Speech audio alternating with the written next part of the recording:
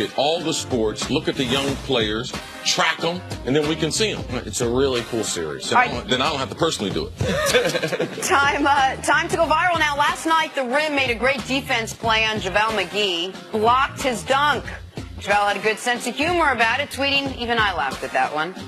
All right, can we show JaVale after the game, please? Because, listen, that's a terrible play by JaVale. He's out there for his athleticism. Can we zoom in on this? Because I would like to just read from the box score for a moment. You see JaVale? JaVale McGee, 6 minutes and 17 seconds of action. What would he have looked like ice bag-wise had he had to actually play in the game yesterday, see? Well, I think I have an explanation for why he's icing like that. What's that? Because he's a baby colt. Well, that's what he looked like. He looked like they birthed him before the game, and then they threw him out there the third quarter. And he's like, not a strong performance, JaVale. But you did live up to your reputation. And we now know for next season, when Inside the NBA comes back, first episode, first Shaq'd in a Fool. Oh, absolutely. We got it. JaVale McGee. He's a mainstay on the show. Mainstay on the show despite his protestations. Take that, JaVale. Time for some stories to start your morning, brought to you by Ace, the helpful place. Kevin Love had a nice showing in Game 1, like we talked about. That after clearing concussion protocol before the game. Put up 21 points, had 13 rebounds. In the Cavs loss yesterday to the Warriors. Nick, how impressed were you with Love's performance? It was one of the better finals games he's played. He made an egregious defensive mistake down the stretch, fouling Steph for an and one when they were up 2. But offensively, he was unafraid. He was shooting jump shots rather than trying to really post up when he didn't have the advantage. I thought Kevin Love played as well as you could have hoped he would play coming back from the concussion. Yeah, late in the game, he made a big three. Faking the pass, knocking down that three. I thought that was one of the big shots in the game, especially coming after the concussion. He's had a couple concussions. You don't know what you're going to get. Now, that might be one of the things that you pointed out encouraging moving forward, his play. All right, on the flip side, Kyle Korver saw limited minutes and didn't do much with his limited minutes on the floor. 16 minutes, just 3 shots, a mere 3 points to show for the sharpshooter. Nick, what'd you think of Korver's performance? This is why that last year in the finals he was borderline unplayable. Is he has to be on fire offensively to make up for his defensive limitations against this basketball team. And he has so many defensive limitations, he started making mistakes. We expect Kyle to spot up, shoot. But he played dumb basketball. They had a couple switches where he was supposed to switch. He couldn't even read the pick. Left guys wide open, trying to be hugged up to the one defender. And he was hugged up to guys like Sean Livingston, yes, Kevon Looney. And didn't play real smart. I thought JVG did a really good job in broadcast pointing that out. You got to know your personnel. Korver's always going to be athletically limited, but he's always been smart defensively. He was not himself yesterday. He's a guy they're going to need. JVG. 2 unstoppable basketball forces make for solid NBA drama. LeBron and Steph's end-of-game interaction, just the latest example of why this series has been so competitive. Both stars led their teams in scoring and assists. Chris, what'd you make of all the trash talking at the end of the game? No, that's what LeBron was supposed to do. Steph was going to the hole. He tried to put it off the glass. LeBron smashed it. LeBron said something to him. Steph said something to him. According to the people at courtside, Steph said to him, "You couldn't let me have that." Yeah. And LeBron got angry. Yeah, absolutely. And it's something that they've had in these finals going before. So, no, he ain't going to let you have no layup at the end of the game. You're still out here playing. LeBron should keep playing hard. I don't mind it because later on they talked and everything. They realize that they are the faces of the NBA. I don't mind a little trash talk. It was heated. I don't mind it either. I totally understand why LeBron was upset in the moment because these guys are laughing and giggling. LeBron feels like he just got a stomach punch in the way the game was ending. And Steph's like, "Oh, you can't let me get that layup for the numbers?" Like, I understand why LeBron's immediate reaction, even though these guys are friendly off the court, would be like, "Man, miss me with that." No, I told him, get out my face. Get out my bleeping face.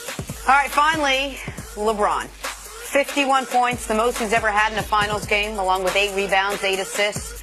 Nick, can you put LeBron's night into perspective? Yeah, I mean, it is now one of the 3 best finals performances ever. Jordan's 55 points against the Suns in the midst of the best series Jordan ever played, the 93 finals against the Suns. A 61-point night by one of the most underrated players in NBA history, Elgin Baylor. And then LeBron's 51, 8-8. Of course, it's the first 50, 8-8 in finals history. It's the highest shooting percentage on a 50-point night in finals history. And it gave LeBron his 8th 40-point game of these playoffs, which ties... This year? This year. Of these playoffs. His 8th 40-point game of these playoffs. In his 19th playoff game this year. It's got to be the best sequence of playoff series by anyone in NBA history. It is trending that way. Right, so it's the most 40-point games in a playoffs ever. It ties Jerry West. And in the finals, LeBron now has more. Now listen to this. He has more 40-point games in the finals since he went back to Cleveland. In 4 years. In 4 years, than Jordan had in his entire career. More 40-point games in the finals in these last 4 years than all of them, obviously, against this Warriors team, this great team, than Jordan had in the entirety of his Even career. you probably couldn't have imagined. You knew LeBron had to, you and I talking privately, LeBron was going to have to play at a level. Once we started the Pacers series, we could see the back and forth. But there's no way you could have imagined 8 40-point games. It's insane. And potentially might have a couple more. To me, I told you, I was with Michael Jordan. I traveled with him. In that Phoenix series, he was unconscious. He was really, really unreal. This is the best that I've seen anyone play in the finals, and I would say in NBA history. It's such a shame because if he had a legitimate number 2, can you imagine how much more competitive this would be? It would just make his life a little bit easier. He's doing this 2, by himself. A legitimate 3, a legitimate 4. Here's the thing. While I would have liked, and I think C used the words properly earlier, the Cavs deserve to win this game. I would have liked Cleveland to win this game. LeBron not having a legitimate number 2 is why we're getting to see this version of him. The I have to do everything version of him. The guy that seemingly can't get tired. Like, if he was on a better team, we wouldn't see that. And I just want to remind the audience real quick, the last 3 playoff games LeBron's played. So an elimination game against Boston, an elimination game against Boston, and a game that he played like an elimination game, game 1. He's averaging 44, 11, and 9, while averaging 47 minutes played. The fewest minutes he's played in those 3 games is 46 minutes. Like, this 3-game stretch rivals almost any 3-game stretch he's put up in his career. Do you think he'd rather have the numbers, as obviously that happens when you have to single-handedly win games, or maybe numbers come down a little, stats come down a little, and make these wins a little bit easier? Oh. LeBron just wants to win. He don't care what he has to do. He don't care if he scored 10 points, 60. You don't think so? Oh, no. Winning?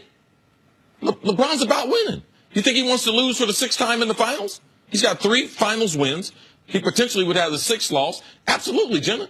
4 more wins. That's what LeBron wants. The stats and everything, they're just a side conversation as far as LeBron James in his career. And LeBron's stats, because of longevity, are going to be unimpeachable. The only part of his resume you're going to be able to poke holes in is the lack of titles. So if you're asking, in this series, would he rather average 40 in a finals loss or 20 in a finals win? It would, of course, be the latter, but there's no path to victory. They didn't get the win, but I don't know who votes on the final MVP.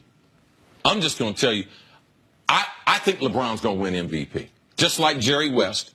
If they lose this series, I still believe LeBron. It's going to be hard for KD, for Steph, to be able to top what LeBron did, even though they did lose in game number 1. Regardless if it's 4, if it's 5. Now, the longer the series goes, it increases LeBron's chances of being the MVP. But that is one of the things I'm going to be watching going to Sunday's game. All right, let's take a deeper dive into one of the more controversial